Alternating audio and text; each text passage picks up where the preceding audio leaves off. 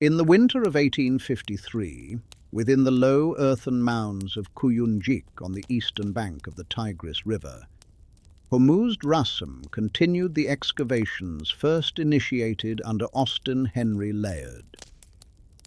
Beneath layers of collapsed mud brick and wind-packed debris, workers uncovered chambers once belonging to the royal library of Ashurbanipal, king of Assyria, in the 7th century BCE. Inside those rooms lay thousands of clay tablets, many broken, some nearly intact, each inscribed in fine cuneiform script and catalogued today within the British Museum under registration numbers beginning with K, marking their origin at Kuyunjik. Among them were fragments later identified as part of what modern scholars call the Epic of Gilgamesh, including flood narratives preserved across multiple tablets such as K3375 and K7897. The tablets are not dramatic objects. They are modest in size, often the span of a human hand, their surfaces impressed with wedge-shaped signs that required deliberate pressure from a reed stylus. The clay bears firing marks, some accidental, others perhaps intentional, hardened by the conflagrations that destroyed Nineveh in 612 BCE. Break lines reveal where pieces were shattered and later reconstructed by careful scholarship. The physicality of the archive matters. These are not abstractions. They are artifacts with weight, texture, fracture, and history. Imagine standing within that excavation trench as afternoon light filters across dust suspended in the air. The earth beneath your feet has not moved for millennia. You kneel and brush soil from a curved surface, revealing rows of deliberate markings pressed into clay, while the Assyrian Empire still ruled vast territories. The tablet is cool in your palm, its edges are chipped. The script is orderly. It feels both ordinary and impossibly distant. When translated in the late 19th century by scholars such as George Smith, certain tablets revealed narratives far older than Ashurbanipal's reign. They preserved copies of even earlier Sumerian and Akkadian compositions, flood accounts, king lists, genealogies of gods referred to as the Anunnaki. In these texts, rulers before a great deluge were said to reign for spans measured not in decades, but in tens of thousands of years. After the flood, reign lengths contracted sharply. The structure is clear. A boundary divides time. Most Assyriologists interpret these immense durations symbolically, as expressions of sacred kingship or cosmological order rather than literal chronology. The tablets themselves do not argue. They present lists and narratives in calm administrative sequence. Yet within the transition between the pre-Diluvian and post-Diluvian sections, something subtle occurs. The mathematics shift, the tone stabilizes, the timeline compresses. This has happened before, not as proclamation, but as structural suggestion. The clay tablets do not declare a rewritten history. They simply preserve one in layered form. A library assembled in the 7th century BCE contains copies of traditions already ancient in its own time. Those traditions describe earlier worlds, earlier rulers, earlier destructions. The archive becomes a memory of memory. Each tablet is a fragment of continuity interrupted. The anomaly is quiet. But why construct a king list that divides history so sharply at a flood boundary? Why assign vast spans to those who ruled before, and human-scale durations to those who ruled after? The scribes were meticulous record keepers. They preserved omens, administrative logs, astronomical observations. Yet here, in a document that appears chronological, the structure bends. The clay offers no explanation, it only preserves. From this physical beginning, a tablet, catalogued, excavated, translated, we encounter the first tension. Not a sensational contradiction, a measured discrepancy, a pattern suggesting that time itself within these texts is not uniform. This has happened before. The phrase lingers not as certainty but as motif. The tablets imply recurrence, creation, order, disruption, renewal. They speak of gods who assemble and disperse, as of cities founded and destroyed, of knowledge transmitted across catastrophes. In the stillness of a museum archive, under controlled light and temperature, the fragments remain stable. Their surfaces no longer erode. Their script no longer fades. Yet the questions embedded within them remain quietly active. The clay does not shout. It endures. If you find yourself drawn into this continuity, consider listening not as a distant observer, but as someone situated within a long unfolding of human memory. The tablets speak across millennia. Their record includes loss, survival, and repetition. You are part of that record now, whether as reader, listener, or inheritor of its questions. Long before the tablets of Ashurbanipal were gathered into royal shelves, and the cities whose stories they preserved had already risen and weathered centuries of transformation. In the southern plains of Mesopotamia, between the Tigris and Euphrates rivers, urban settlements such as Uruk, Eridu, Lagash, and Nippur emerged during the 4th and 3rd millennia BCE. Their foundations are visible today not as standing walls, but as layered tells, artificial mounds formed by successive phases of construction, abandonment, rebuilding, and collapse. Archaeologists read these layers with patience. Stratigraphy reveals shifts in pottery styles, brick dimensions, seal iconography, and burial practices. Radiocarbon dating anchors organic remains within measurable ranges. Ceramic typology allows scholars to align distant sites within relative chronologies. Through these methods, a coherent framework has been constructed. City-states flourished, competed, traded, warred, and evolved administrative systems that required writing. Cuneiform emerged not as mythic revelation, but as accounting technology. Within this environment, the Anunnaki appear in textual and iconographic sources as members of a divine assembly. They are not described as extraterrestrial beings or historical monarchs in conventional scholarship. Rather, they function as deities embedded within a polytheistic cosmology, presiding over fertility, irrigation, kingship, and celestial order. Temples were built in their honor, offerings were recorded, hymns were recited. The divine world mirrored the human one. This is a consistent pattern in early state societies. Gods legitimized rulers. Rulers maintain temples. A ritual stabilizes agricultural cycles and reinforces social hierarchy. In this interpretive framework, the Anunnaki are expressions of collective worldview rather than historical agents. Yet even within this accepted structure, certain tensions persist. Divine genealogies shift between city traditions. In some accounts, the Anunnaki are associated with the underworld.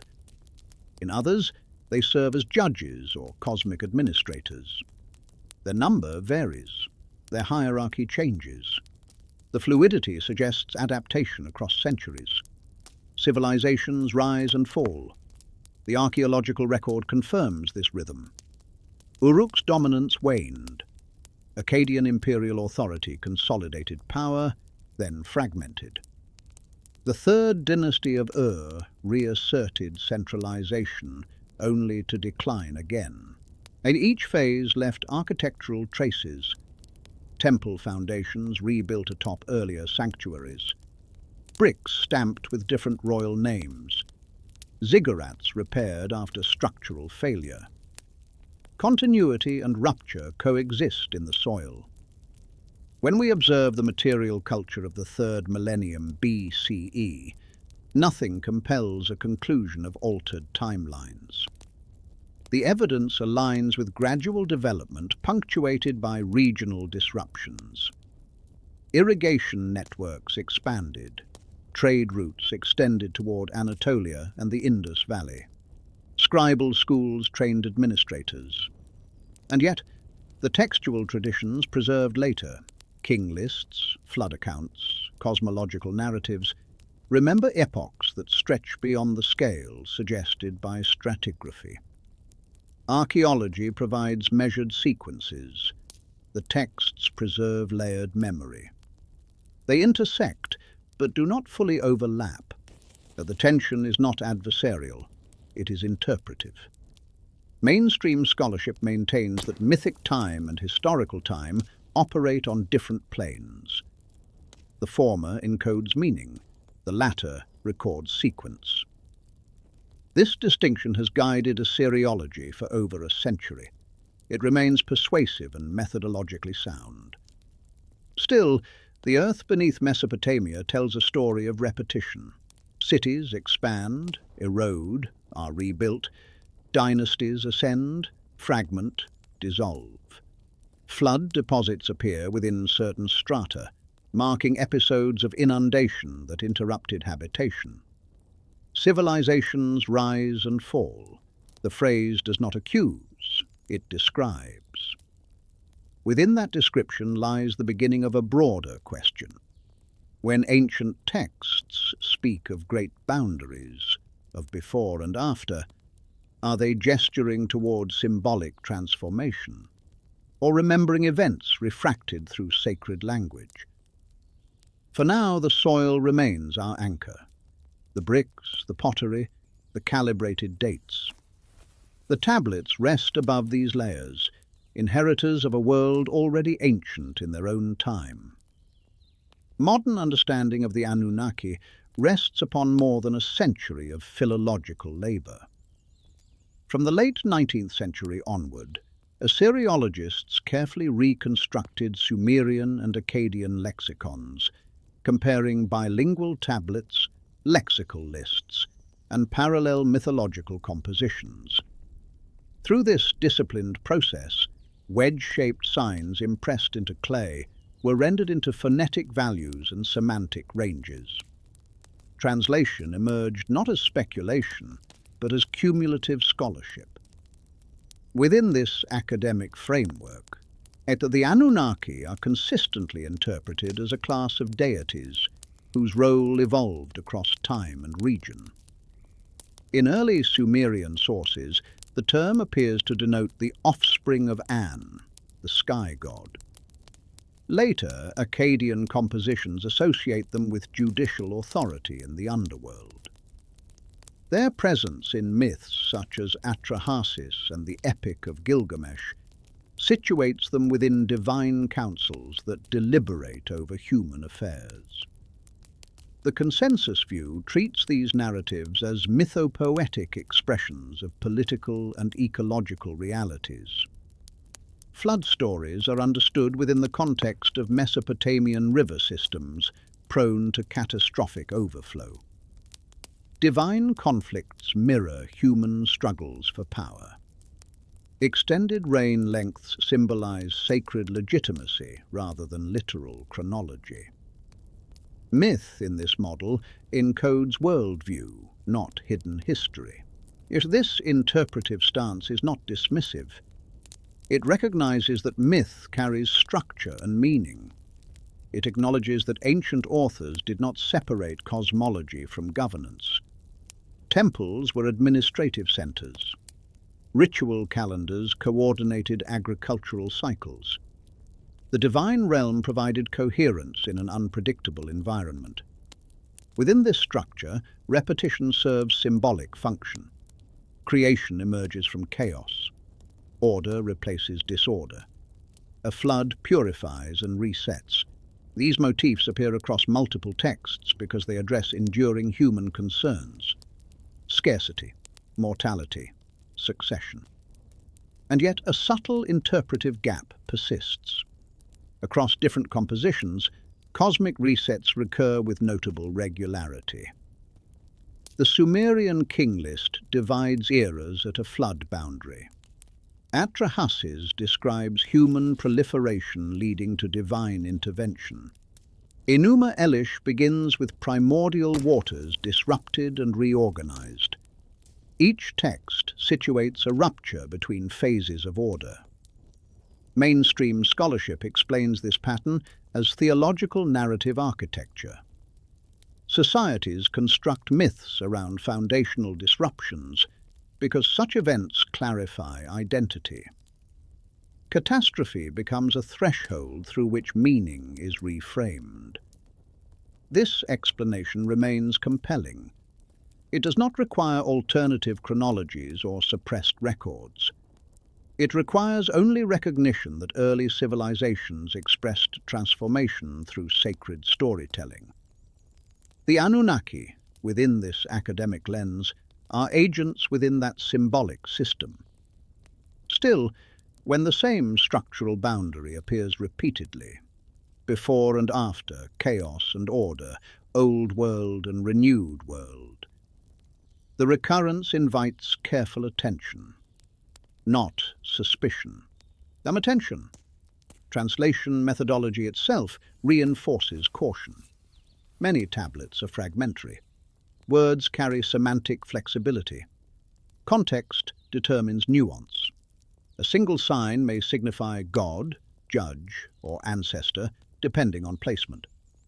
Scholars must navigate lacuna and reconstruction brackets with restraint.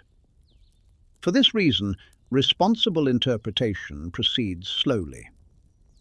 The Anunnaki, as preserved in cuneiform literature, inhabit a cosmos layered with metaphor and governance. They are divine administrators within a sacred polity. That remains the prevailing scholarly view, and it stands on firm ground. Yet even within firm ground, one may notice fault lines, not fractures, but seams where interpretation meets unanswered questions. The recurrence of cosmic boundaries across texts does not overturn consensus. It simply reminds us that ancient literature preserved patterns as well as stories. Patterns endure. Among the most frequently cited Mesopotamian texts is the document modern scholars call the Sumerian King List. Preserved across multiple copies, including the Weld Blundell Prism, housed in the Ashmolean Museum, catalogue number WB444, the text arranges dynasties in linear succession, naming cities and rulers while assigning each a reign length. Its format is administrative, the language is spare, the structure appears chronological. The prism itself dates to the early 2nd millennium BCE, likely composed during the Isin Lhasa period, though it preserves traditions believed to be much older. Inscribed in careful cuneiform across 4 sides of a clay prism, roughly 20 centimeters tall, it presents a sequence beginning with kingship descending from heaven and locating its first seat in the city of Eridu. The opening lines are measured, almost formulaic. After kingship descended from heaven, the kingship was in Eridu. What follows are names and durations. Alulim is said to have ruled for 28,800 years.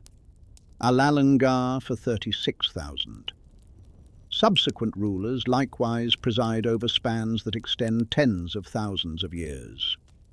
The numbers are not rounded casually. They follow sexagesimal structure consistent with Sumerian mathematical conventions. Multiples of 60 recur. Scholars have long noted that these figures align with the base 60 system used for astronomical and administrative calculation. The reign lengths, while extraordinary by human standards, are internally coherent within Mesopotamian numerical logic. Then, after a sequence of 8 kings, a boundary is introduced. Then the flood swept over. The narrative pauses. A rupture. Following the flood, kingship is said to have been re-established in Kish. The reign lengths contract dramatically. No longer tens of thousands of years, they become hundreds. Later still, they approach durations that align more closely with historically attested reigns from the early dynastic and Akkadian periods. This shift is structural, not incidental. Scholars have interpreted the immense pre-Diluvian numbers as symbolic expressions of primordial time. The flood serves as cosmological divider between mythic age and human history. In this reading, the King List legitimizes later dynasties by tracing authority back to divine origins, while acknowledging a transformative event that reset political order. And this interpretation is consistent with comparative mythological frameworks. Yet the internal mechanics of the text warrant closer attention.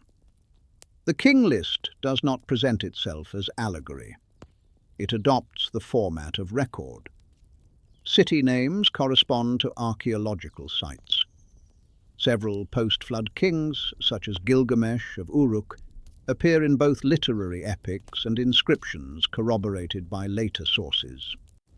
The document interweaves mythic scale with historical memory. The flood boundary does not erase what precedes it. It preserves it in amplified form. One approach is to treat the pre-flood reigns as idealized exaggerations intended to magnify antiquity. Another is to view them as encoding astronomical cycles mapped onto dynastic sequence. Some researchers have observed that certain cumulative totals approximate known celestial periods when converted through sexagesimal arithmetic. These proposals remain debated and unproven, yet they illustrate how the text's structure invites analytical engagement beyond literalism. The discontinuity remains. Before the flood, vast durations, few kings, concentrated cities. After the flood, shorter reigns, expanding dynastic complexity, multiple urban centers competing for kingship. The phrase, kingship descended from heaven, appears again when authority shifts between cities. The movement is almost migratory. Power relocates. Order is reconstituted. The cycle continues. That phrase, the cycle continues, does not appear explicitly in the King List, yet its structure implies recurrence. Kingship is not permanent. It descends, relocates, and re-establishes. Flood interrupts, authority resumes. The text becomes less a simple chronology and more a diagram of oscillation. Civilization rises, civilization falls, authority collapses, authority reforms. The numbers, though symbolic, are not random. They follow pattern. 8 pre-Diluvian rulers, a boundary event. Successive dynasties of decreasing duration. Over time, reign lengths normalize to historical plausibility. Some scholars interpret this progression as literary compression of sacred time into human time. Mythic infinity narrows toward measurable chronology. The narrative thus traces a descent from divine scale to mortal limitation. Another way to read the structure is as layered memory. If catastrophic flooding events occurred regionally during the 3rd millennium BCE, as sediment layers in cities like Shuruppak suggest, such experiences may have been retroactively integrated into a grand cosmological boundary. The flood becomes archetype rather than single incident. The King List does not specify geological mechanism. It simply marks a dividing line. Then the flood swept over. The economy of that statement is striking. No elaboration, no drama. A simple transition between eras. This has happened before. The motif echoes quietly through the structure. Even without explicit repetition, the format implies recurrence. Kingship descends, cities ascend, flood intervenes, kingship returns. The cycle continues. Whether understood as theological metaphor, political propaganda, astronomical encoding, or collective memory of environmental disruption, the King List preserves a pattern that transcends individual reigns. It suggests that order is provisional. The prism stands intact today, its clay surface protected behind glass. The wedge-shaped signs remain crisp under museum lighting. Visitors read the translated placard and move onward. Yet within those lines lies a narrative architecture that refuses to flatten entirely into symbolism. A boundary divides time, and beyond that boundary, history resumes. The epic of Atrahasis survives in fragmented tablets dated primarily to the Old Babylonian period, around the 18th century BCE, though its narrative likely draws upon earlier Sumerian traditions. The most complete version was discovered at Sippar and later identified in museum collections, including British Museum tablet BM 78941 and related fragments. The composition unfolds in measured lines, recounting a time when the gods themselves laboured under the burden of maintaining the cosmos. In the opening sequence, the lesser gods, assigned to dig canals and manage irrigation, grow weary. Their labour is heavy. Their complaint is collective. They revolt against the higher gods, surrounding the dwelling of Enlil in protest. The resolution proposed by the divine assembly is not the annihilation of the rebels, but the creation of humans to assume the workload. The text describes the mixing of clay with the blood of a sacrificed god. Humanity is fashioned as intermediary, capable of labour, subject to mortality, positioned between earth and heaven. The tone is procedural. There is no poetic excess in the description. A creation emerges as administrative solution. For a time, the arrangement functions. Humans multiply. Fields are cultivated. Offerings sustain the divine realm. Yet as generations pass, a new tension develops. The population increases. The text uses the Akkadian word rigmu, often translated as noise. Humanity becomes too numerous, too loud. The disturbance prevents Enlil from sleeping. The response is incremental. Drought is sent. Famine follows. Plague is introduced. Each time, the god Enki, also known as Ea, discreetly advises Atrahasis, a human chosen for survival, instructing him on ritual appeasement. The interventions mitigate disaster temporarily, but the cycle resumes. Human noise returns. Finally, the decision is made to send a flood. The narrative does not present the flood as spontaneous catastrophe. It is framed as policy, an administrative act designed to restore equilibrium. Atrahasis receives instruction to construct a vessel, sealing it with bitumen, bringing aboard animals and family. The storm arrives, waters rise, the land is submerged. After the flood recedes, the gods gather, some regretting the severity of the action. A compromise emerges. Human mortality will be regulated through infertility, priestess celibacy, and shorter lifespans. Population control replaces total annihilation. The structure of the epic is deliberate. Labour imbalance leads to creation. Overpopulation leads to correction. Destruction leads to recalibration. The cycle continues. Scholars interpret Atrahasis as reflection of ecological pressures within riverine societies. Irrigation systems required coordination, yet floods were both life-giving and destructive. The narrative encodes anxieties about resource management and divine justice. It may also preserve memory of localized flood events within the alluvial plains. The flood motif here aligns with the boundary described in the Sumerian King List, yet the tone differs. Atrahasis offers detailed deliberation among the gods.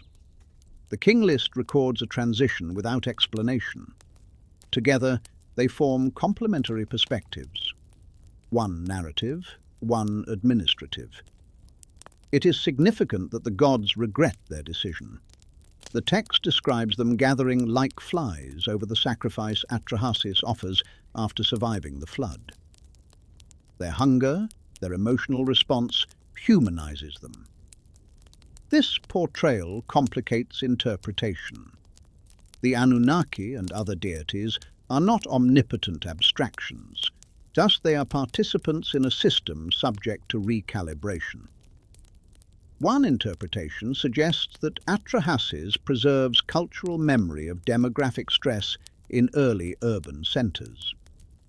As populations expanded, disease and famine would have become familiar threats.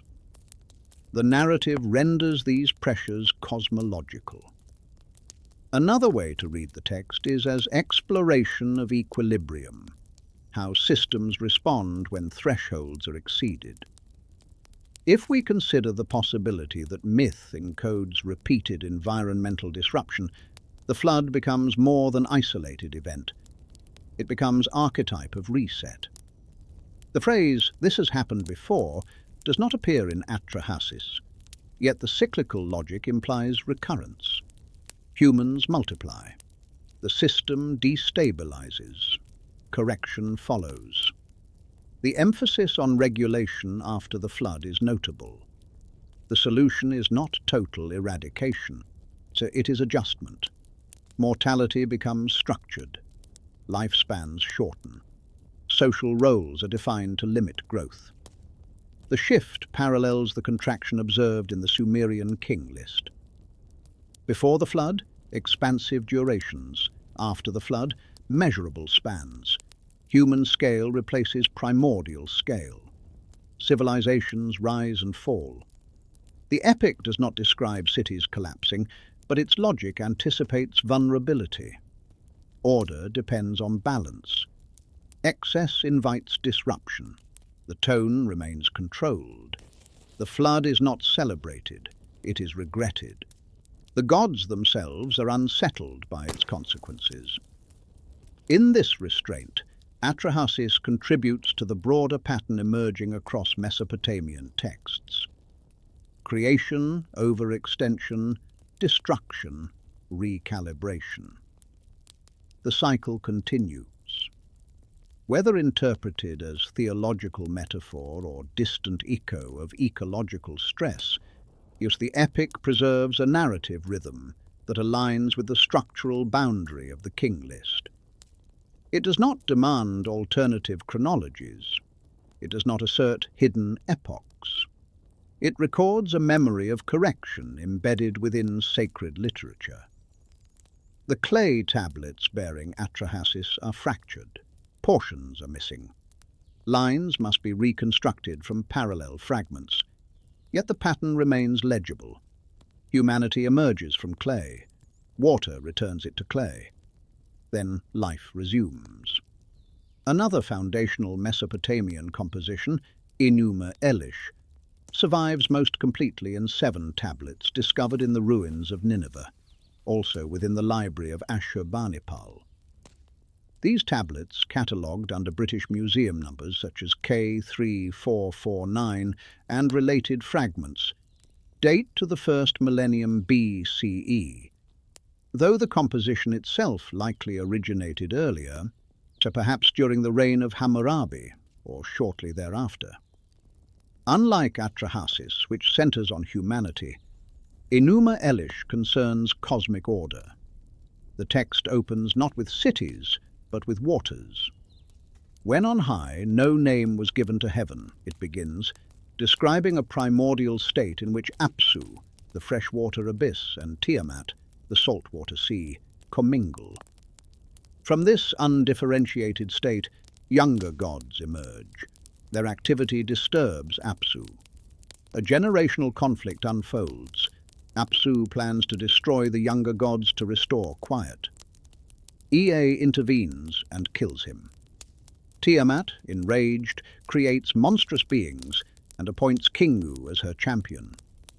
The conflict escalates until Marduk, a rising deity associated with Babylon, confronts Tiamat in battle. He defeats her, splits her body, and fashions heaven and earth from her remains. The structure is precise. A chaos precedes order. Conflict yields reorganization. A new hierarchy replaces the old. The Anunnaki appear within this cosmology as members of the divine assembly, who ultimately acknowledge Marduk's supremacy and assist in establishing structured governance over the cosmos. Scholars widely interpret Enuma Elish as political theology. By elevating Marduk above older deities, the text legitimizes Babylon's imperial authority. The annual recitation of the epic during the Akitu festival reinforced royal ideology. Creation becomes charter for empire. This explanation accounts for historical context. Yet within the narrative mechanics, certain patterns resonate with earlier texts. A generational rupture precedes stabilization. Authority is transferred after conflict. The cosmos itself is reorganized following upheaval. The movement from primordial undifferentiated state to structured reality mirrors the flood boundary logic seen elsewhere, though here the rupture is cosmic rather than terrestrial. Time is restructured through violence. The gods deliberate, assemble, redistribute roles. The Anunnaki, once associated with sky lineage, now participate in affirming Marduk's reign. Divine authority shifts. The assembly recalibrates. The cycle continues.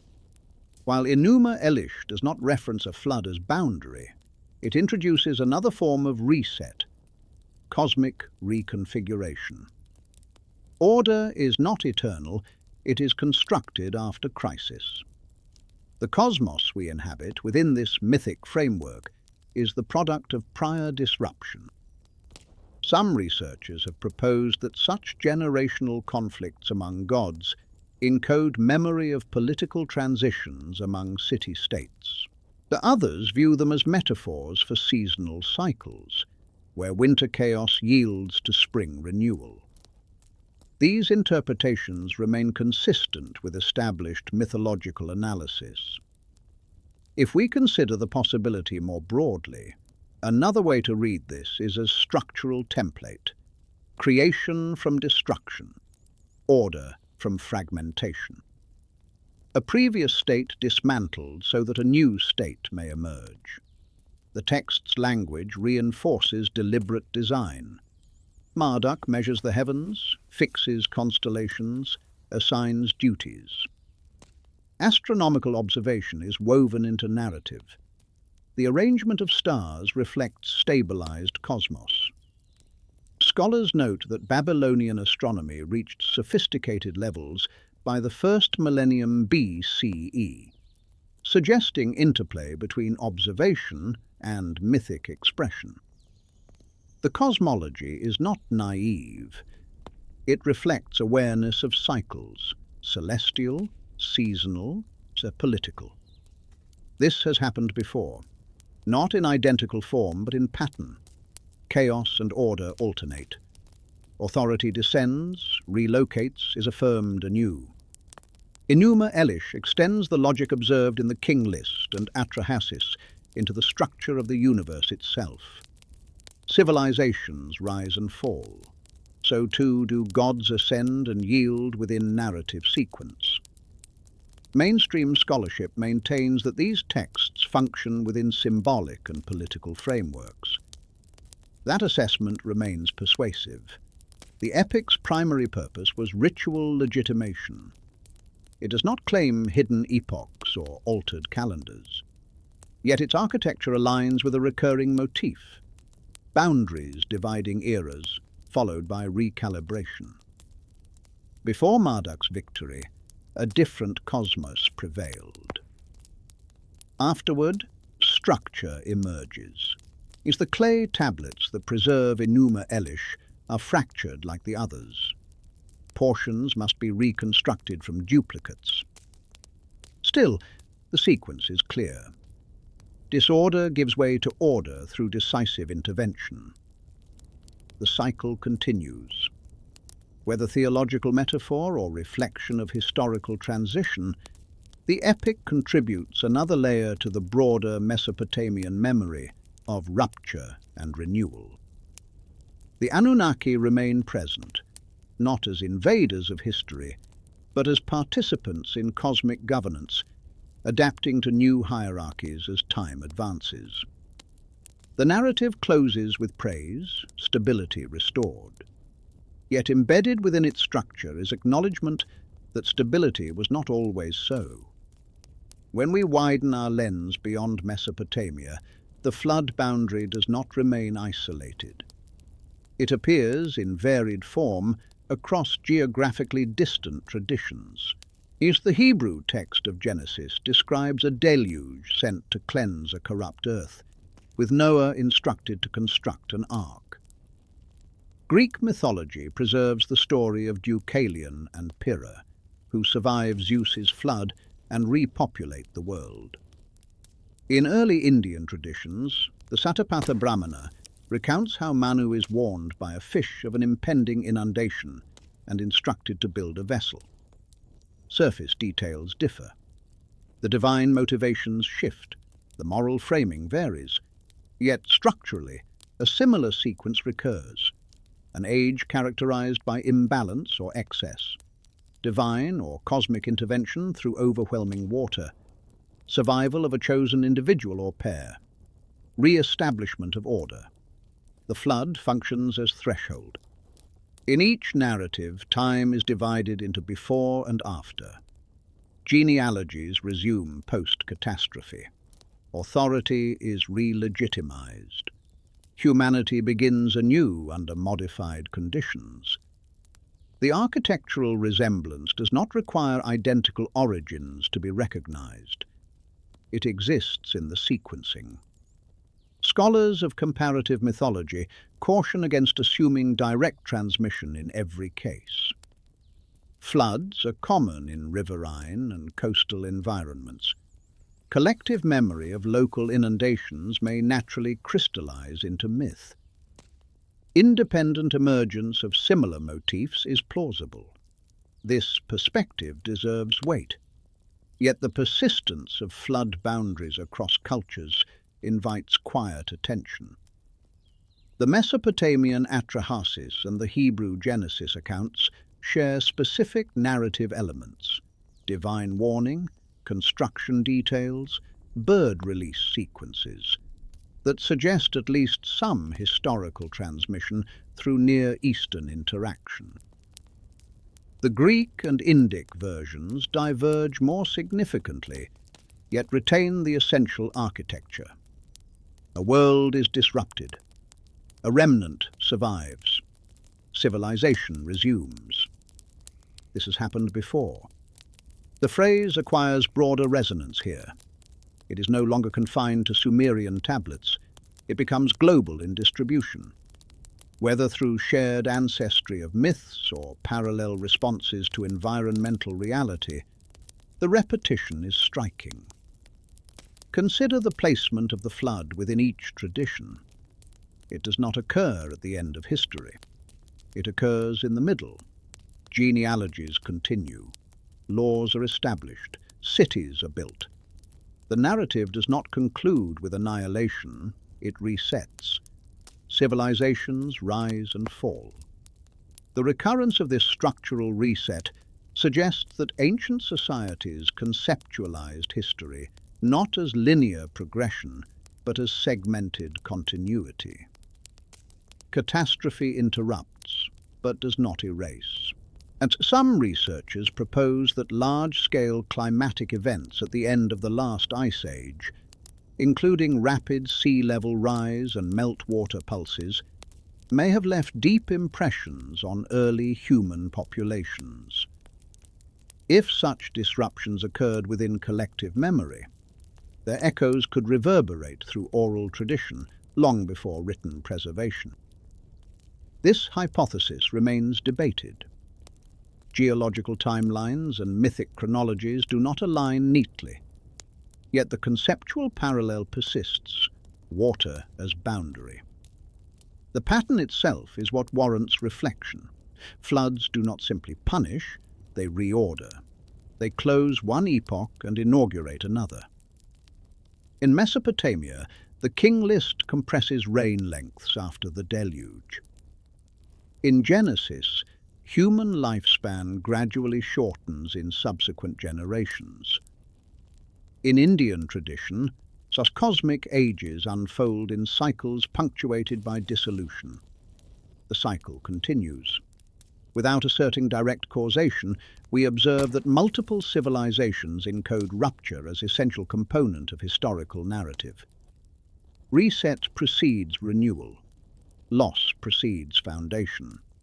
The repetition need not imply shared conspiracy or altered timelines. It may instead reflect shared vulnerability. Water overwhelms. Communities rebuild. Memory persists in story. In recognizing these parallels, the question becomes less about proving connection and more about understanding structure. Why does reset occupy such central narrative position? Why does renewal follow so consistently? The clay tablets of Mesopotamia offer one expression. Other cultures provide variations. Together, they suggest that the human imagination, or experience, returns repeatedly to the motif of disruption and recommencement.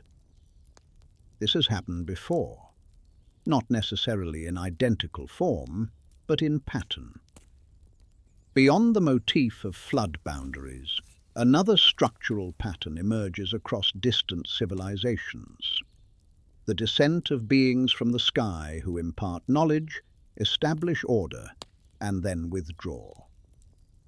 In Mesopotamian texts, the Anunnaki are described as divine figures associated with heaven, earth, and the underworld, participating in the structuring of human existence. Their presence frames the origin of kingship and law. In early Hebrew literature, figures described as sons of God appear briefly, enigmatic and undefined. Greek myth recounts Olympian gods descending to interact with mortals, sometimes instructing, sometimes judging. In Mesoamerican tradition, Quetzalcoatl arrives as culture bringer, associated with knowledge and later departure. In parts of Polynesian mythology, ancestral sky beings descend and shape the world before returning to celestial domains. The details vary widely. Cultural contexts differ. Linguistic frameworks are distinct. Yet the narrative placement remains consistent. At foundational moments, creation, reorganization, renewal, beings from above intervene. The pattern is architectural rather than literal. These descent narratives often precede the establishment of laws, agriculture, writing, or ritual systems. The divine visit marks transition from primordial state to structured society. Authority is externalized and then internalized. After instruction, the beings withdraw, leaving humans to manage inherited knowledge. This sequence does not demand extraterrestrial interpretation. Within mainstream scholarship, such stories are understood as symbolic dramatizations of innovation. Writing appears.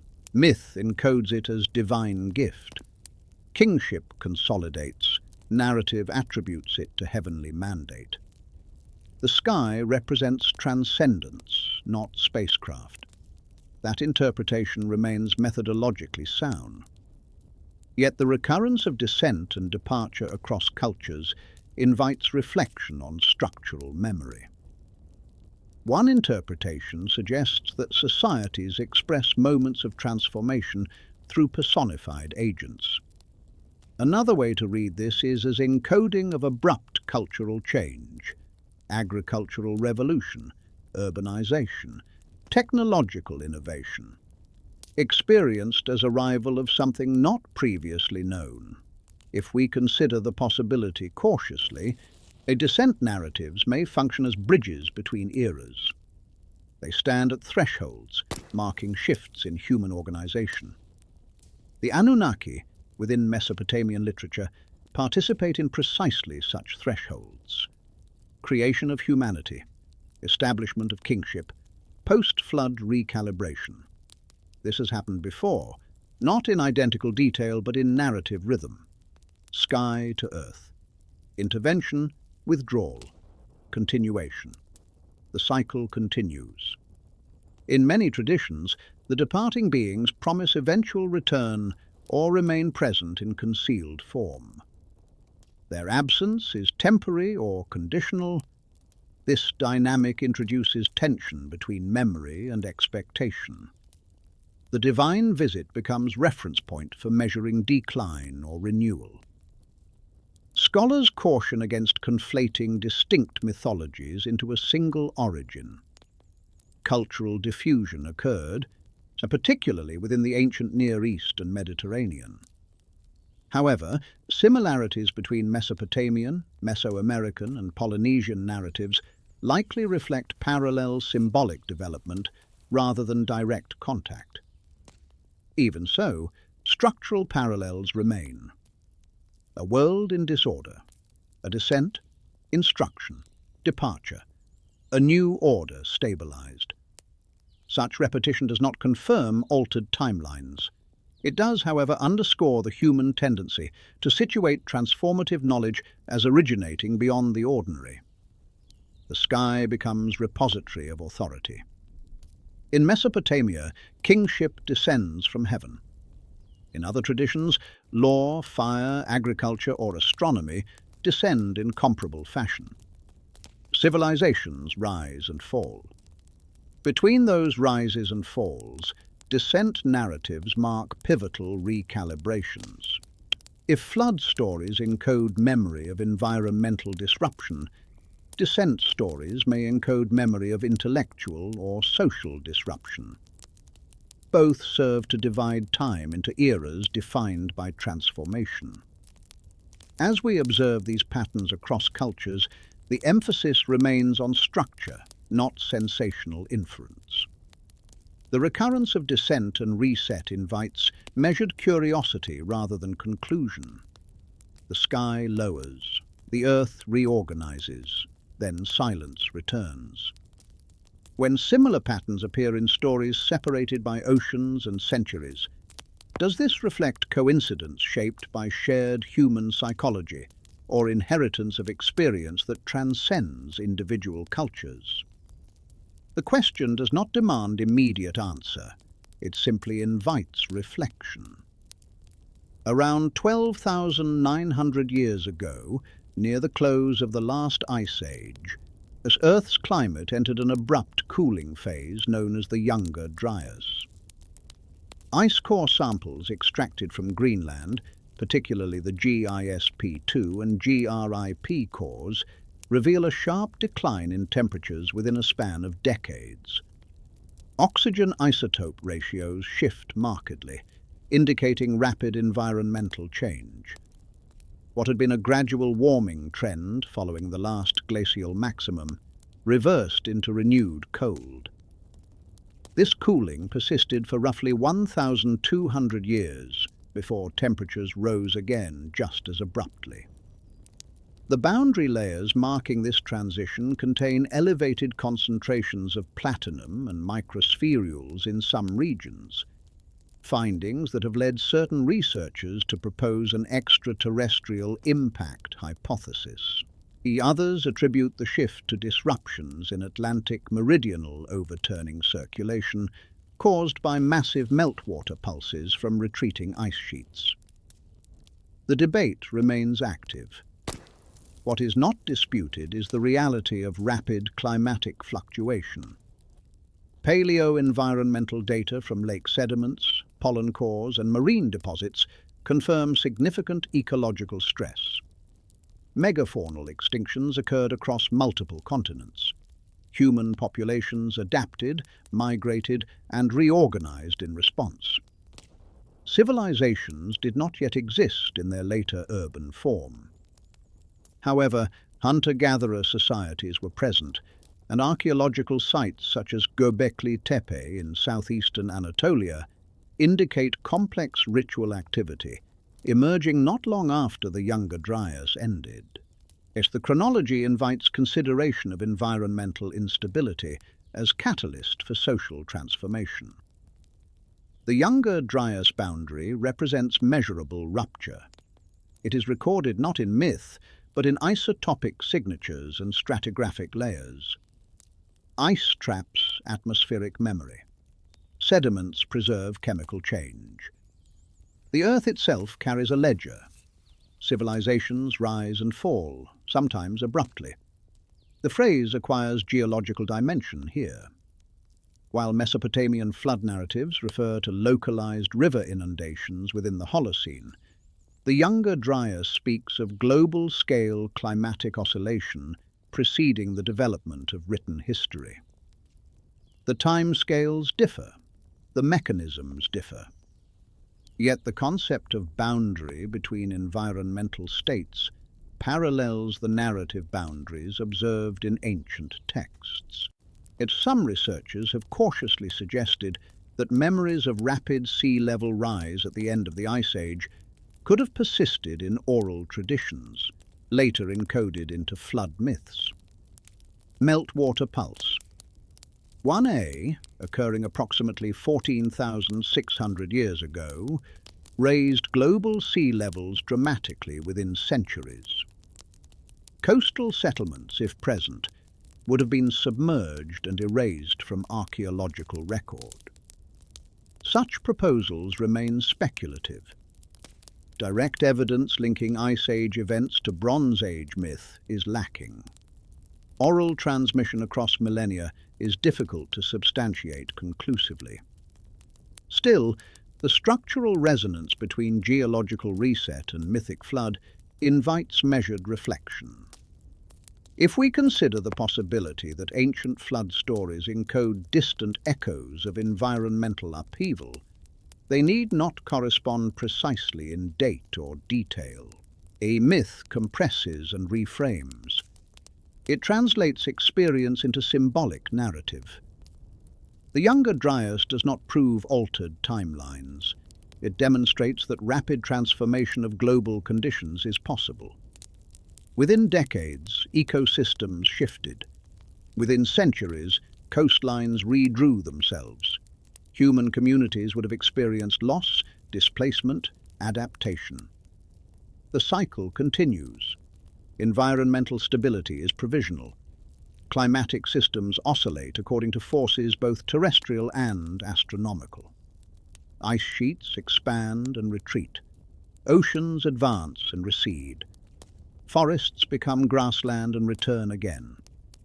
These processes unfold across spans longer than human memory, yet their impacts can be sudden within generational scale. In this context, ancient narratives of disruption acquire new dimension, not confirmation, but plausibility. So flood becomes one expression of environmental instability. Divine anger becomes metaphor for systemic imbalance. Geology grounds the conversation. Ice core data is not allegory. Radiometric dating is not mythic exaggeration.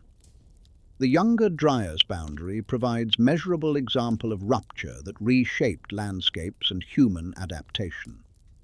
This has happened before, long before cities rose along the Euphrates. long before tablets were inscribed. The Earth altered course. When we situate Mesopotamian texts within this deeper temporal framework, the scale expands. Written history occupies only a narrow band of the Holocene. Beneath it lies vast prehistory punctuated by oscillation. Some scholars emphasize caution in drawing parallels between prehistoric climate events and Bronze Age myth. That caution is warranted. Yet acknowledging environmental volatility enhances credibility rather than diminishes it. It affirms that catastrophe is not inherently fantastical. The younger Dryas stands as reminder that equilibrium can shift rapidly. Human societies, whether nomadic or urban, respond within constraints imposed by environment. Flood layers in Mesopotamian tells represent localized inundations. Ice core signatures represent planetary fluctuation. Together they illustrate vulnerability embedded within Earth systems. Civilizations rise and fall, climate shifts, adaptation follows. The geological record does not speak in narrative sentences. It speaks in isotopes, sediment and erosion. But its message is steady. Stability is temporary. Long before modern astrophysics quantified orbital mechanics, ancient observers watched the sky with disciplined attention. In Mesopotamia, systematic astronomical records were kept by the first millennium BCE, preserved in texts such as the Enuma Elish Omen series and later Babylonian astronomical diaries. Planetary movements, eclipses and solstitial cycles were documented with remarkable precision. These records reveal an awareness that celestial patterns repeat. Modern science describes these long-term patterns through what are known as Milankovitch cycles. Variations in Earth's orbit, eccentricity, axial tilt and precession alter the distribution of solar radiation across millennia. These oscillations influence glacial and interglacial periods. Climate does not remain fixed. It responds to astronomical rhythm. Precession, in particular, involves the slow wobble of Earth's rotational axis over approximately 26,000 years. This movement gradually shifts the position of constellations relative to equinoxes. To a patient observer tracking stars across generations, subtle change becomes detectable. While there is no evidence that Bronze Age Mesopotamians calculated full precessional cycles, they recognized periodicity in the heavens. Calendrical systems were adjusted through intercalation to align lunar months with solar year. Sky and Earth were not separate domains. They formed integrated framework. When we consider the recurrence of flood and reset motifs within this broader context, another layer becomes visible. Ancient societies experienced time not only through seasons, but through celestial regularity. Order was measured by return. The cycle continues. And astronomical cycles do not imply catastrophe by themselves. They unfold gradually. However, their cumulative effects can influence climate thresholds. Glacial advance and retreat correlate with orbital variation. Over tens of thousands of years, the planet oscillates between states of expansion and contraction. This has happened before, not as myth, but as physics. Some researchers have proposed that ancient cosmologies encode awareness of long-term cycles in symbolic form. The division of time into ages, such as the yugas in Indian tradition or the Hesiodic ages of Greek myth, reflects cyclical rather than linear perception. In Mesopotamia, while explicit multimillennial cycles are less defined, astronomical regularity shaped ritual calendars and agricultural planning. If we consider the possibility carefully, mythic resets may function as narrative analogues to observed periodicity. A great flood marks transition from one era to another. A cosmic battle reorganizes heaven and earth. These stories frame time as segmented by thresholds, yet caution remains necessary. There is no direct textual evidence that Sumerian scribes encoded Milankovitch cycles within king lists. The temptation to retroactively project modern knowledge onto ancient myth must be restrained. Instead, we observe parallel awareness. The sky exhibits pattern. The earth responds to pattern. Human societies structure life around pattern. Occasionally, patterns intersect with abrupt events. Cometary impacts, volcanic eruptions, or solar fluctuations introduce disruption into otherwise gradual oscillations. Geological history records such intersections. At the Younger Dryas impact hypothesis, though contested, illustrates how astronomical factors may intersect with terrestrial systems. Ancient observers did not possess spectrometers or ice cores. They possessed horizon markers and memory.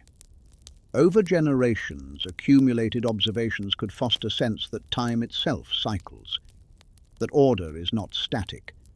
Civilizations rise and fall. The sky turns overhead. Harvest follows planting. Winter follows summer. When catastrophe interrupts, it does so within this broader rhythm. Astronomical cycles lend credibility to the idea that large-scale change is intrinsic to planetary existence. They do not validate claims of deliberate timeline alteration. They demonstrate that time contains layers of repetition extending beyond individual lifetimes. Within Mesopotamian cosmology, set of constellations were assigned deities. Marduk measured the heavens after defeating Tiamat. The act of fixing stars in Enuma Elish symbolizes stabilization following chaos. That symbolism resonates with scientific understanding that celestial mechanics provide predictable framework within which unpredictable events occur. The cycle continues. Orbital parameters shift. Ice advances. Ice retreats. Humans adapt. The night sky remains patient. While geology and astronomy describe planetary cycles, genetics preserves traces of human vulnerability. Within the structure of DNA, population expansions and contractions leave measurable signatures. By analyzing patterns of variation across mitochondrial DNA and Y chromosome lineages, researchers can estimate moments when the effective human population size narrowed significantly. One such proposed bottleneck is associated with the eruption of Mount Toba in present-day Indonesia approximately 74,000 years ago. This supervolcanic event deposited ash across vast regions and may have triggered a volcanic winter. Some early models suggested that human populations were reduced to a few thousand breeding individuals. Subsequent research has refined this hypothesis, indicating regional variation and ongoing debate about the severity of demographic impact. The Toba bottleneck remains contested, yet the broader principle stands. Genetic diversity fluctuates in response to environmental stress. Climate shifts, pandemics, migrations, and resource scarcity shape population structure. Modern genomic sequencing reveals that Homo sapiens experienced multiple periods of contraction and expansion long before written history. We are not the first to face collapse. This realization emerges not from myth, but from molecular data. Coalescent theory models estimate when lineages converge on common ancestors. The genetic record does not narrate floods or divine assemblies. It registers survival and loss through allele frequency. Around 60,000 to 70,000 years ago, small groups of humans migrated out of Africa, carrying limited genetic variation compared to continental populations. Founder effects amplified certain traits. Over millennia, descendants spread across Eurasia, Oceania, and eventually the Americas. Each migration involved uncertainty and adaptation. The cycle continues. Contraction precedes expansion. Isolation precedes diversification. When we compare this biological rhythm with the narrative rhythms preserved in ancient texts, parallels appear, not as evidence of shared source, but as reflection of systemic reality. Human existence has always been contingent. Environmental pressures narrow populations, survivors rebuild, civilizations rise and fall, genetic lineages do the same. In the Holocene, roughly the last 11,700 years, relative climatic stability facilitated agricultural development. Population growth accelerated. Urban centers emerged. Writing was invented. The Anunnaki entered recorded myth during this stable interlude. Yet even within the Holocene, genetic studies indicate localized bottlenecks associated with disease, warfare, and climate variability. The Bronze Age collapse around 1200 BCE, for example, corresponded with regional demographic shifts documented archaeologically and increasingly examined genetically. If we consider the possibility cautiously, ancient flood narratives may reflect not only environmental upheaval, but demographic stress experienced within river valleys prone to inundation. High mortality events compress populations. Survivors reinterpret trauma through sacred language. The genetic record cannot confirm specific myths. It can confirm that humanity has endured episodes of severe reduction. Bottlenecks leave imprint measurable thousands of years later. This has happened before, not only to cities but to our species. The significance of this realization is stabilizing rather than destabilizing. It affirms resilience. Despite contractions, human populations rebounded. Innovation followed scarcity. Adaptation followed disruption. But the narrative of Atrahasis describes humanity created from clay and surviving flood through instruction. The genetic narrative describes small bands of humans surviving volcanic winter or climatic stress through migration and cooperation. Both depict survival under constraint. One interpretation suggests that myths externalize biological vulnerability into cosmic drama. Another way to read the alignment is as parallel articulation of fragility inherent in human existence. We are not the first to inherit uncertainty. Genetic evidence underscores that modern civilization rests upon lineage threads that survived narrow passages. Each individual carries within their genome record of ancient contractions overcome. The cycle continues: expansion, pressure, reduction, renewal. Science does not support claims of deliberate timeline alteration. Yet it supports recognition that collapse and recovery are intrinsic to long-term human story. The DNA in every cell carries testament to ancestors who endured thresholds invisible to written archive. When Mesopotamian texts speak of shortened lifespans after the flood, modern biology observes average lifespan constrained by environmental and medical context. Mortality regulation described mythically as divine decree parallels, empirical reality shaped by disease and nutrition. The connection is not literal, it is thematic. Human survival has always depended upon navigating boundaries between stability and disruption.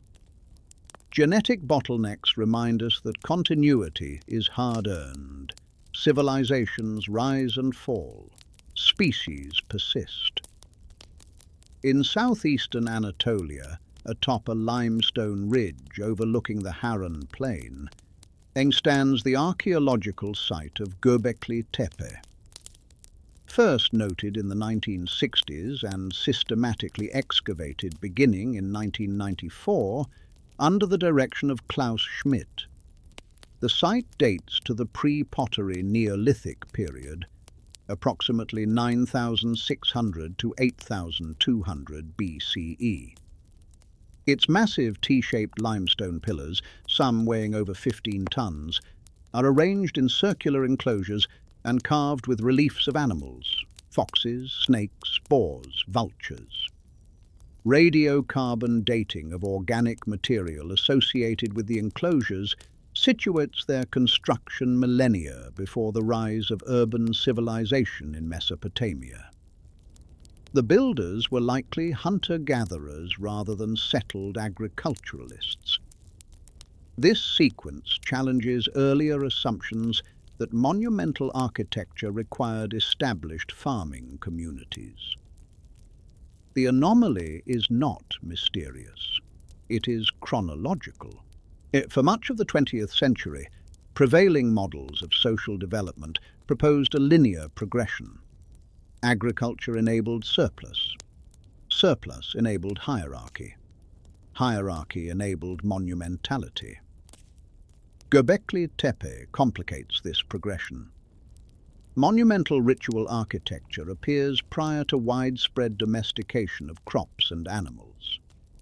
Scholars have responded by refining models rather than discarding them.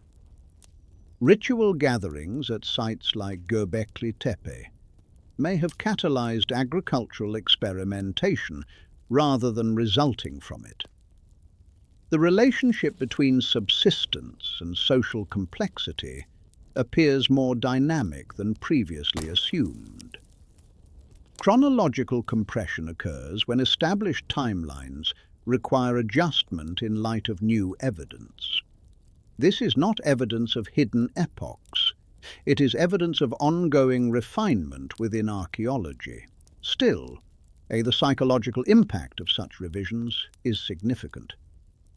When a site predating Stonehenge and the pyramids by thousands of years emerges from the earth, assumptions about early human capability shift.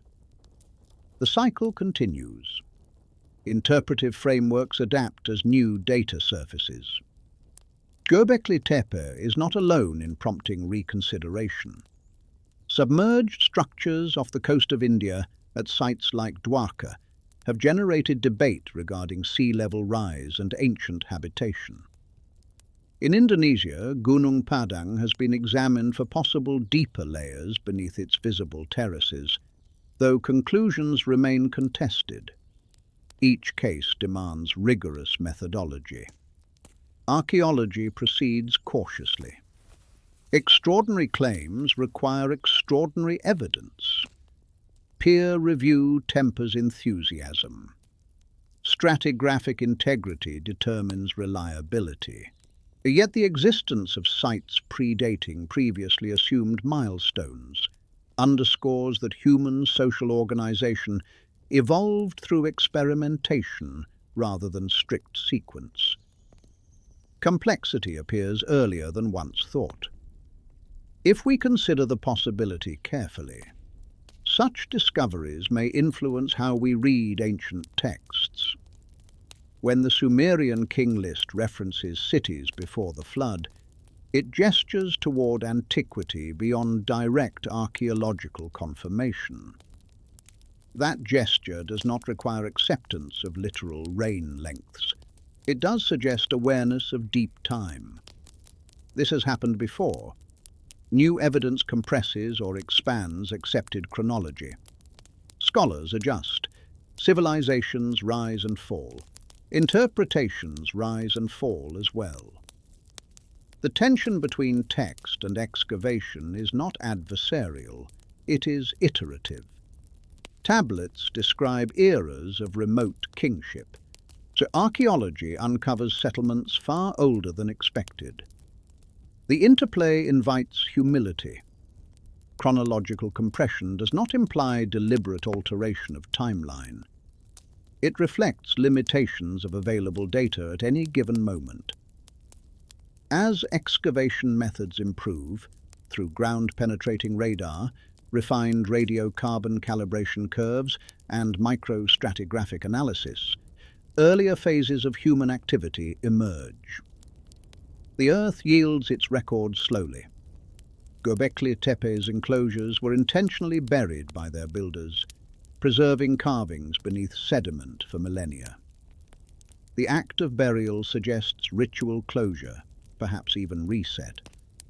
Structures constructed with effort were filled and covered deliberately. A threshold was marked. Then life continued. Whether interpreted as ritual cycle or social transformation, such acts resonate faintly with textual motifs of boundary and renewal, not as confirmation, but as echo. The cycle continues. Archaeology reveals that our models are provisional. What appears settled may shift under new excavation. That reality does not undermine credibility. It reinforces scientific process. Chronology is not fixed narrative carved in stone. It is reconstruction shaped by evidence. When new layers appear, understanding deepens. Up to this point, the pattern has emerged cautiously. Flood boundaries divide eras. Divine assemblies reorganize cosmos. Geological records register abrupt climate shifts. Genetic data reflects contraction and renewal. Archaeology revises timelines as new evidence surfaces. Each domain speaks in its own language, yet a quiet rhythm connects them. Creation, expansion, imbalance, correction, and continuation. The cycle continues. One interpretation suggests that ancient myths function as repositories of civilizational memory. Not precise records in the modern historical sense, but encoded recollections of thresholds experienced collectively. Flood narratives, in this view, preserve memory of environmental upheaval, refracted through sacred storytelling. Divine descent narratives encode periods of accelerated cultural transformation. This perspective does not require belief in literal gods reshaping chronology. It proposes instead that memory, when transmitted orally across generations, compresses events into archetype.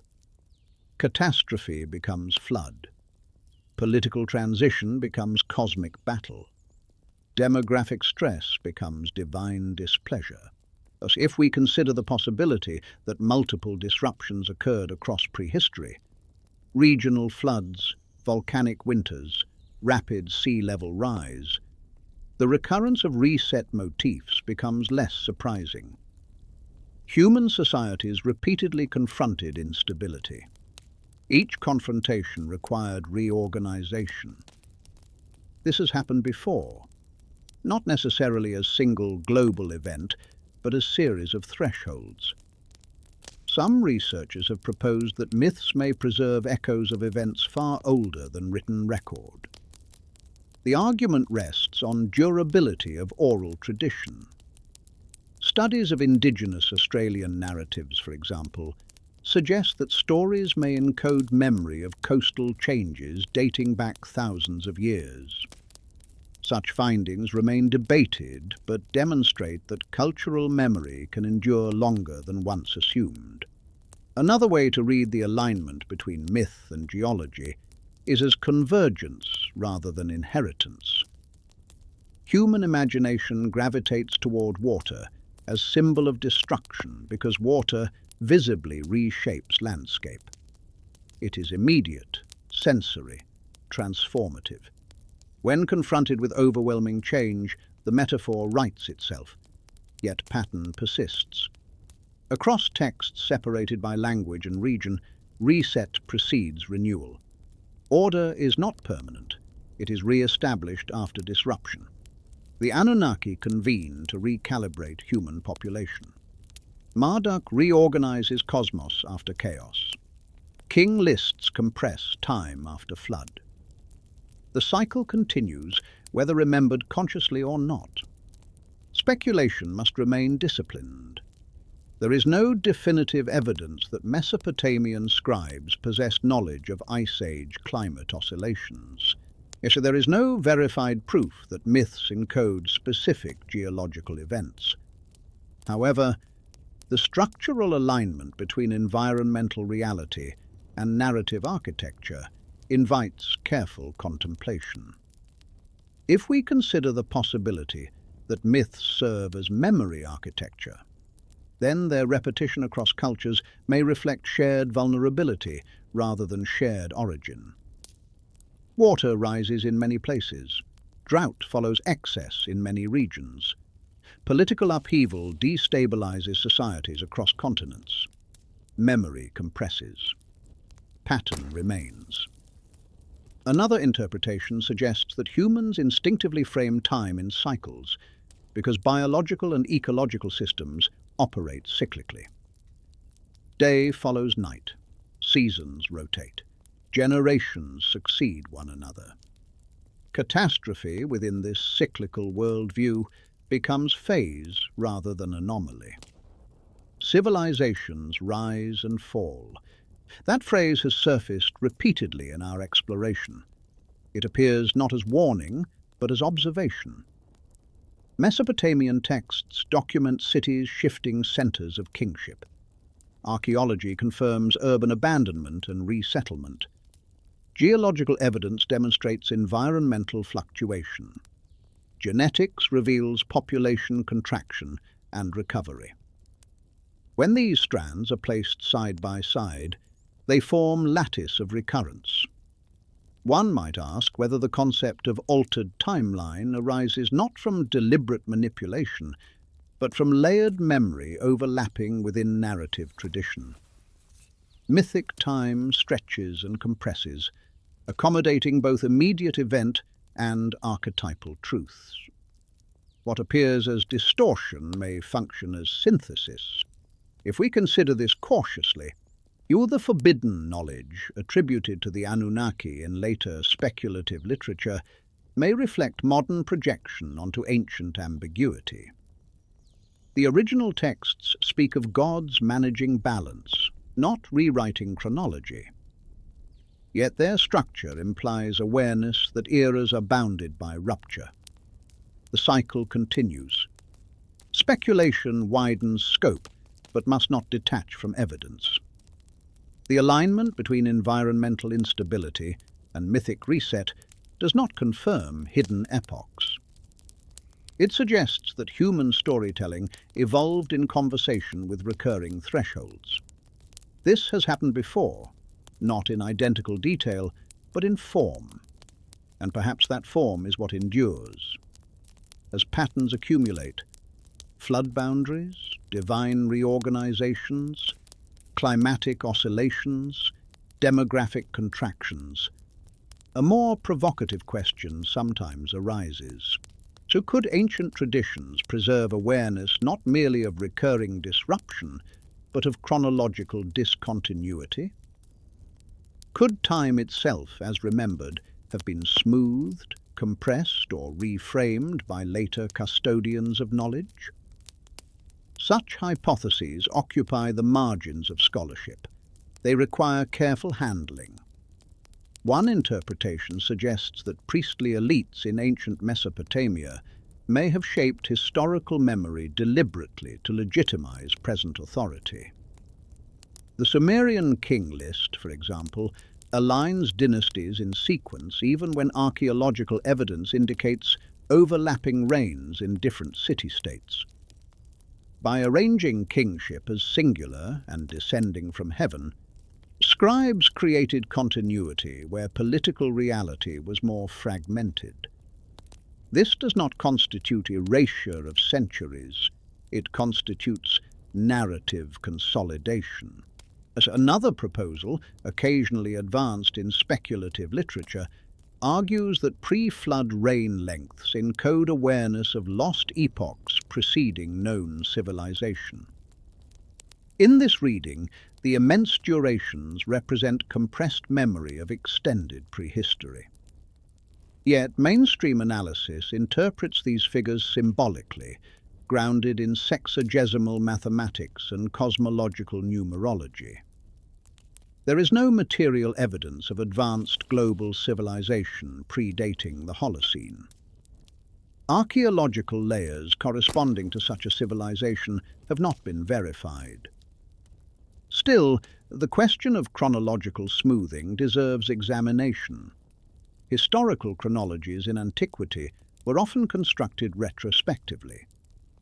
Egyptian king lists, preserved in temples such as Abydos and Karnak, omit certain rulers deemed illegitimate. Assyrian annals emphasize victories and minimize defeats. The shaping of memory was common practice. If we consider the possibility cautiously, timeline alteration need not imply erased millennia. It may reflect selective preservation. What is remembered becomes history. What is forgotten dissolves into myth. Another way to approach this is through calendrical reform. Throughout history, societies adjusted calendars to align with astronomical observation. The Julian calendar was later revised into the Gregorian to correct accumulated drift. Such adjustments do not alter time itself, but they reframe how time is measured. Ancient Mesopotamian scribes employed intercalation to reconcile lunar months with solar year. Their awareness of drift demonstrates attentiveness to chronological accuracy. It does not suggest deliberate concealment, and speculation becomes more expansive when modern readers project contemporary anxieties onto ancient ambiguity. The phrase "forbidden knowledge" implies suppression. Yet the clay tablets were not hidden to obscure truth. They were archived to preserve tradition. When Nineveh fell, destruction occurred through invasion, not secrecy. If we consider the possibility that certain epochs are underrepresented in archaeological record due to sea level rise or erosion, the resulting gaps may give impression of discontinuity. Coastal settlements from early Holocene would now lie submerged. Absence of evidence is not evidence of deliberate removal. The cycle continues, interpretation expands, contracts, refines, civilizations rise and fall, records fragment, memory adapts. But some researchers propose that myths about gods altering human lifespan or resetting eras reflect psychological response to perceived acceleration of change. When societies transition rapidly, from foraging to agriculture, from city-state to empire, the experience may feel like temporal rupture. Myth translates that sensation into narrative of divine intervention. If we consider the possibility that timeline alteration is metaphorical rather than literal, then the texts describing shortened lifespans after flood may encode recognition that human vulnerability increased under new conditions. The adjustment appears as decree, but corresponds to ecological reality. The temptation to locate hidden centuries within myth must be tempered by evidence. Stratigraphy, radiocarbon dating, dendrochronology, and ice core calibration provide robust chronological frameworks for the Holocene. While revisions occur, wholesale displacement of known epochs lacks substantiation. Yet the persistence of reset motifs keeps the question alive, not as accusation, but as inquiry. Why do ancient traditions so frequently mark boundaries dividing time into qualitatively different eras? Why does memory emphasize rupture? This has happened before, perhaps not in concealed centuries, but in experience of transition so profound that it felt like world's end. Speculative widening invites contemplation without commitment. It encourages recognition that human understanding of time has always been interpretive. Calendars, king lists, genealogies, all are attempts to stabilize flow. Time itself remains indifferent. If we consider this possibility, then timeline alteration resides not in physical manipulation, but in narrative framing. The Anunnaki do not rewrite years. Scribes rewrite sequence to impose coherence. The cycle continues, memory organizes, history condenses, and ambiguity persists. As the scope widens further, the pattern of reset no longer belongs exclusively to ancient texts. It begins to intersect with our present condition. Modern civilization, defined by technological interdependence and global infrastructure, exists within environmental systems that remain subject to fluctuation. Climate change, sea level rise, biodiversity loss, and geopolitical instability illustrate that complexity does not eliminate vulnerability. Civilizations rise and fall. The phrase is not confined to antiquity. Archaeology documents the Bronze Age collapse, or the decline of the Roman Empire, the abandonment of Maya cities. Each case involved convergence of environmental stress, resource depletion, political fragmentation, or external pressure. None required divine intervention to destabilize equilibrium. If we consider the possibility that ancient myths function as narrative reminders of systemic fragility, their recurrence acquires contemporary resonance. Flood becomes symbol of environmental excess. Divine counsel becomes metaphor for governance decisions under strain. Reset becomes cautionary threshold. This has happened before. The modern world often imagines itself exempt from cyclical collapse due to technological advancement. Yet global networks increase complexity and, in certain respects, amplify risk. Supply chains depend on stability. Urban populations rely on continuous energy input. Financial systems operate on confidence. Geological time does not pause. Astronomical cycles continue. Genetic inheritance carries legacy of resilience, but not guarantee of immunity. Some researchers have proposed that myths endure because they encode adaptive lessons. They dramatize consequences of imbalance. In Atrahasis, unchecked human proliferation leads to correction. In Enuma Elish, unrestrained chaos invites decisive reorganization. In the King List, reigns expand beyond plausibility before contraction restores proportion. Another way to read these narratives is as reflections on limits. No order persists indefinitely. Renewal requires recalibration. Excess invites boundary.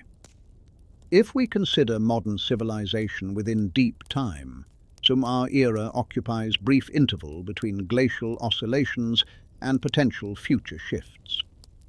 Industrial activity alters atmospheric composition. Anthropogenic climate change introduces additional variables into planetary systems already governed by orbital rhythm.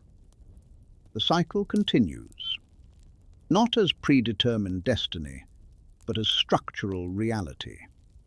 Speculation at this stage must remain balanced. There is no evidence that ancient Mesopotamian scribes foresaw 21st century challenges. However, their narrative architecture resonates because it addresses perennial conditions: growth, imbalance, correction. Modern society often treats time as linear progression toward improvement. Ancient traditions more frequently imagined segmented epochs. Golden age gives way to decline. Renewal follows dissolution. If we consider the possibility that cyclical perception contains adaptive wisdom, it may encourage humility. Not fatalism, but awareness that stability depends on equilibrium. This has happened before. Cities have flourished and eroded, empires have expanded and fractured. Climate has warmed and cooled. Human populations have contracted and recovered. The difference now lies in scale and interconnection. A flood in Mesopotamia affected river valleys. Modern environmental disruption can reverberate globally within days through digital and economic systems. Yet even in this expanded context, the essential pattern remains recognizable. Complexity generates vulnerability. Adaptation determines continuity.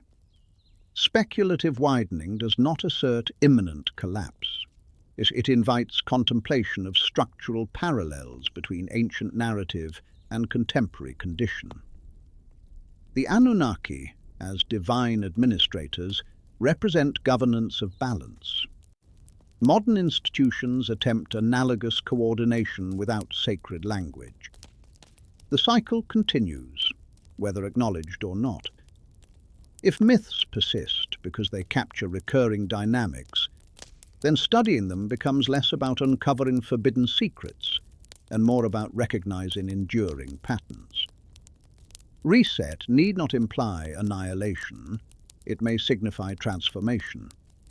In deep time, 10,000 years is brief interval. Written history occupies fraction of that span.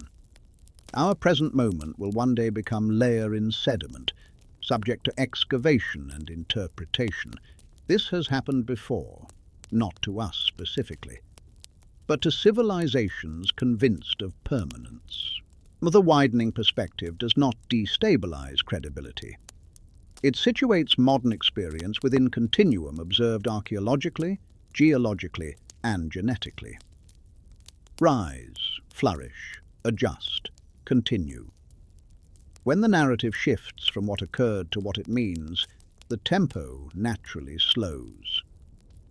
The evidence remains: tablets, sediment layers, genetic sequences, but their implications become inward rather than outward. We begin to ask not only how civilizations rise and fall, but what it means to inhabit such a pattern. Civilizations rise and fall. The phrase has accompanied us from clay prism to ice core. It has described cities, climates, and lineages. Yet beneath it lies quieter recognition. Individuals live within arcs they do not control. Each generation inherits structures already in motion. You see, if we consider the possibility that humanity has passed through multiple thresholds, environmental, demographic, political, then identity itself becomes layered. We are descendants of survivors of countless adjustments. The DNA in our cells carries record of ancient contractions. The stories in our cultural memory carry record of ancient disruptions. This has happened before. The statement does not diminish present experience. It contextualizes it. Flood narratives and king lists may encode collective attempts to process instability. Geological data confirms that stability is temporary. Genetic evidence affirms that resilience emerges through adaptation. Imagine sitting quietly with that awareness, not as anxiety, but as perspective. The room around you is stable, the walls stand, the air is calm. Yet beyond immediate perception, planetary systems continue their gradual oscillation. Stars move imperceptibly across the night sky. You are part of a continuum. The cycle continues. Identity, in this light, becomes less about isolated moment and more about participation in unfolding sequence. Ancient scribes inscribed clay to preserve memory of boundaries. Modern scientists extract ice cores to read atmospheric history. Both seek continuity across rupture. What does it mean to know that eras end? Perhaps it invites humility. The confidence of permanence softens when viewed against deep time. Yet humility need not translate into despair. Each collapse documented archaeologically was followed by reorganization. Human societies persist, albeit transformed. Another way to read the recurrence of reset is as invitation to attentiveness. If imbalance precedes correction, and then awareness of imbalance becomes valuable. Ancient myths dramatize excess and consequence. Scientific models quantify thresholds and feedback loops. Both speak in different languages about equilibrium. The cycle continues, not as predetermined script, but as pattern. Within this framework, the Anunnaki cease to be distant deities and become symbols of governance, forces that regulate balance. Whether interpreted mythically or metaphorically, they represent mechanisms of recalibration. You, listening now, exist within a system shaped by prior recalibrations. Your language descends from earlier tongues. Your cities rest upon earlier settlements. Your calendar measures cycles established long before your birth. This has happened before, and it will happen again. Yet the repetition does not erase individuality. Each life unfolds uniquely within broader arc. The knowledge that eras shift may deepen appreciation of present continuity. Philosophical dissent does not require certainty about hidden timelines or suppressed epochs. It requires acknowledgement that human existence unfolds within layered time. The clay tablet in Nineveh and the genetic marker in your cells both testify to continuity through disruption. Civilizations rise and fall, species persist, individuals live and pass. In this recognition, anxiety can give way to steadier reflection. The question becomes not how to escape cycles, but how to navigate them with awareness. The cycle continues, and you are part of it. As the pace slows further, the focus shifts from survival to memory. Not only what endures, but what fades. Civilizations rise and fall, yet their records fragment. A clay shatters, parchment decays. Oral traditions shift with retelling. What remains is partial. Amnesia accompanies continuity. The Sumerian King List preserves names without detail. The epic of Atrahasis survives in broken tablets. Enuma Elish is reconstructed from fragments scattered across museums. Geological strata compress millennia into centimeters of sediment. Genetic sequences reveal contraction but cannot narrate experience. Memory is selective. If we consider the possibility that ancient resets felt absolute to those who lived through them, the urge to frame catastrophe as divine intervention becomes understandable.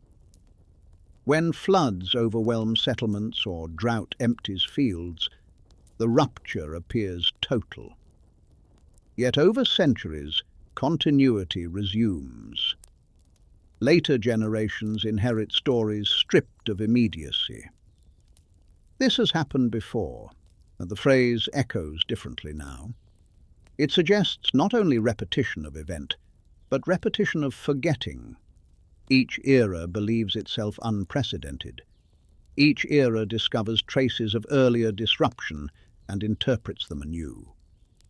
Imagine holding one of the Nineveh tablets again. The surface is inscribed with careful lines, yet edges are broken. Entire passages are lost. Scholars reconstruct missing words through comparison with parallel fragments. Interpretation emerges from absence as much as presence. You, too, inhabit fragments of inherited memory. Cultural narratives shape perception of time. Education emphasizes certain collapses and overlooks others. Entire societies may vanish with minimal record if their materials were perishable or their settlements submerged. The cycle continues. Remembering, forgetting, reinterpreting. As civilizations rise and fall, and with them, archives expand and contract. The Roman Empire preserved Greek philosophy. Medieval monasteries copied Roman texts. Renaissance scholars rediscovered classical works and reframed them as rebirth. Each stage involved loss and recovery. Time is layered with gaps. The notion of altered timeline may arise from these gaps. When archaeological discoveries challenge established sequences, it can feel as though years were misplaced. In reality, it is understanding that adjusts, not time itself. Another way to read mythic exaggeration of reign lengths is as attempt to stretch memory beyond lived horizon. Tens of thousands of years symbolize immensity of origin. Compression after flood reflects narrowing of recollection into historical plausibility. Memory modulates scale. This has happened before. The records have expanded and contracted with each generation. The Earth retains more than human archive. Sediment layers do not forget. Ice cores do not revise narrative. Yet even these natural archives require interpretation. Data becomes meaningful only through human framework. As night deepens and external stimuli diminish, reflection turns inward. You may consider your own position within memory. Your life will be remembered imperfectly, if at all, beyond immediate circle. Yet you contribute to continuity in ways unseen. The cycle continues. Birth, experience, transmission, silence. Ancient scribes could not imagine modern genetic sequencing.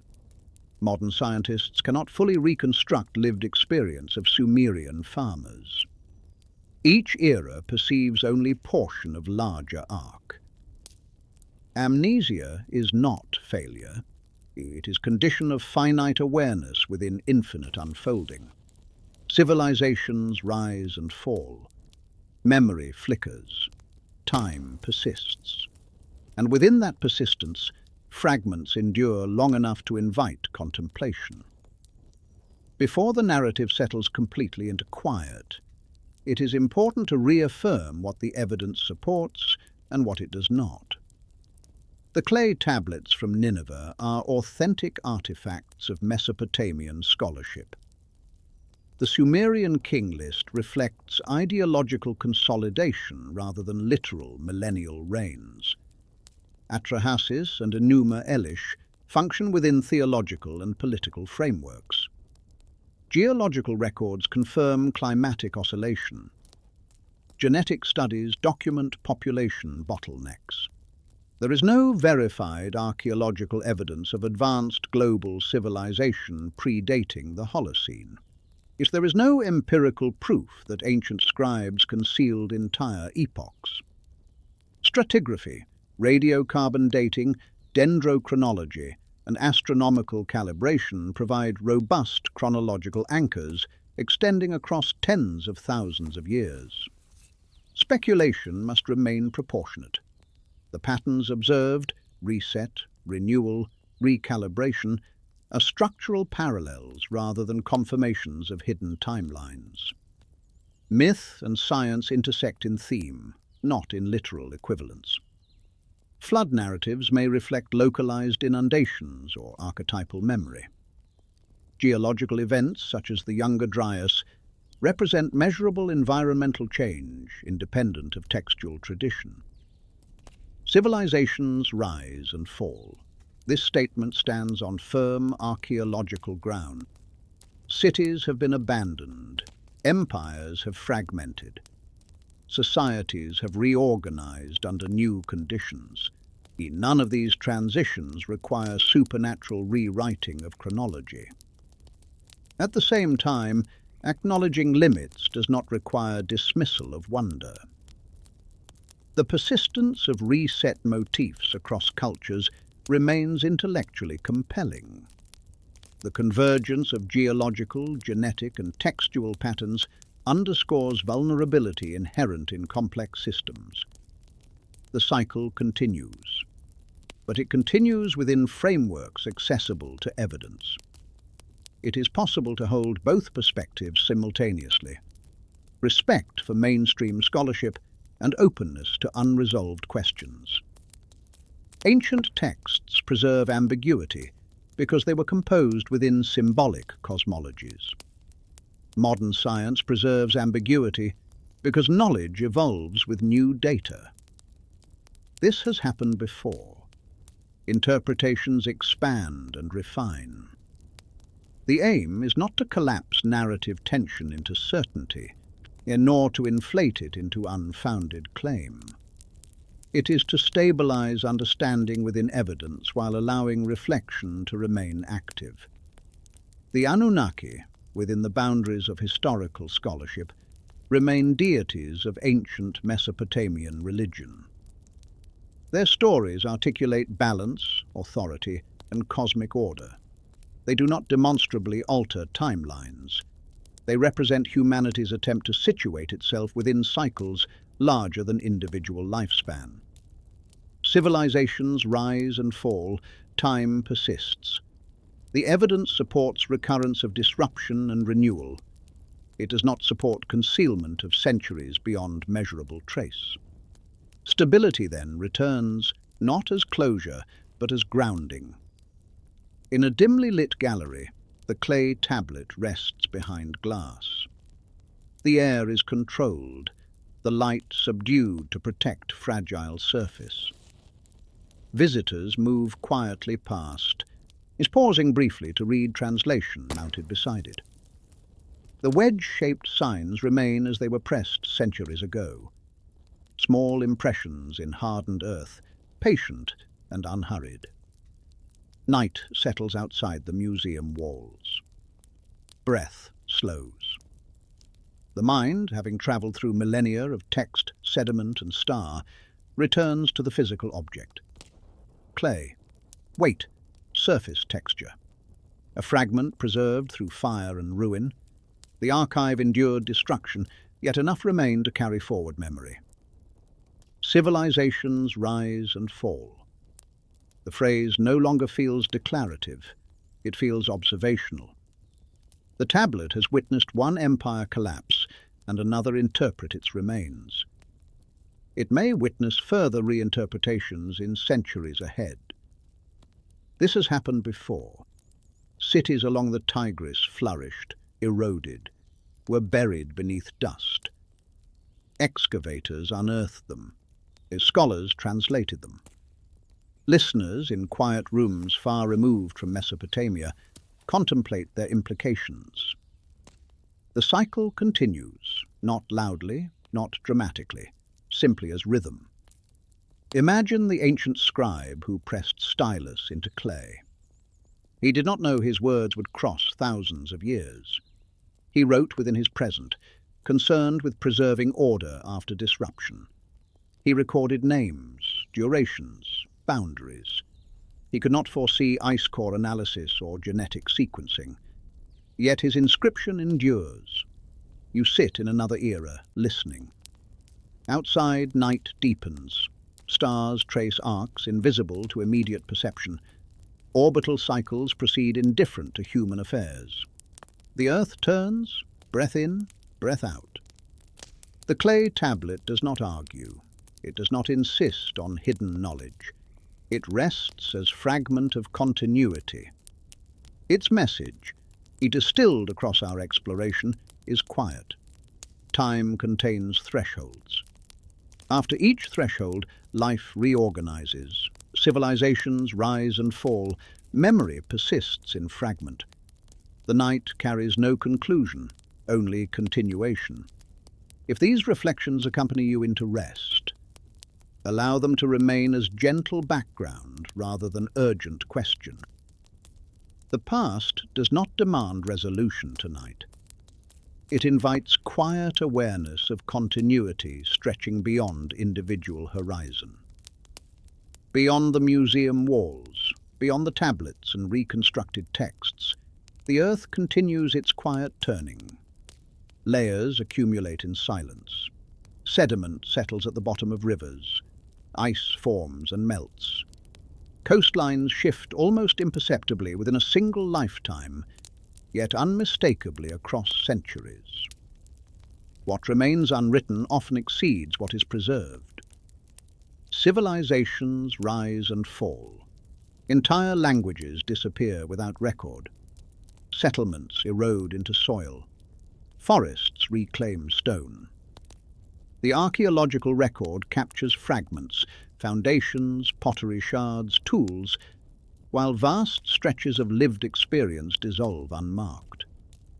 The unwritten layers are as significant as those inscribed. This has happened before, not as proclamation but as continuity. Each era believes itself central. Each era, in time, becomes substratum for another. The Sumerian scribe did not imagine electric light illuminating his tablet. Future observers may not imagine our present technologies with clarity. The cycle continues. In darkness, the mind settles. The patterns traced across flood myth, climate oscillation, and demographic contraction resolve into softer awareness. No single event defines history. No single reset determines destiny. Instead, there is gradual movement punctuated by thresholds. Imagine standing again at the excavation trench in Nineveh. The air is cool before dawn. The mound is quiet. Beneath your feet lie layers upon layers, Assyrian, Babylonian, Sumerian, prehistoric habitation. Beneath those, sediments from rivers that flowed before cities formed. Time does not announce itself, it accumulates. Breath moves steadily. The room is still. Outside, stars maintain their slow procession. The same constellations observed by Mesopotamian astronomer priests continue their arc, though shifted slightly by precession across millennia. Civilizations rise and fall. The phrase now feels almost like exhalation. Within this perspective, the question of altered timelines softens. Time has not been rewritten. It has been experienced in cycles, remembered in fragments, some interpreted in symbols. The Anunnaki remain within their tablets, figures of governance and balance. The geological record remains within ice and stone. The genetic record remains within living cells. All coexist. The unwritten layers remind us that knowledge is partial. Mystery is not evidence of suppression. It is condition of existence within finite awareness. To rest within that awareness is not to surrender inquiry. It is to accept scale. This has happened before. Night yields to morning. Empires yield to successors. Questions yield to quieter questions. The cycle continues. And in that continuation, there is neither urgency nor finality, only unfolding.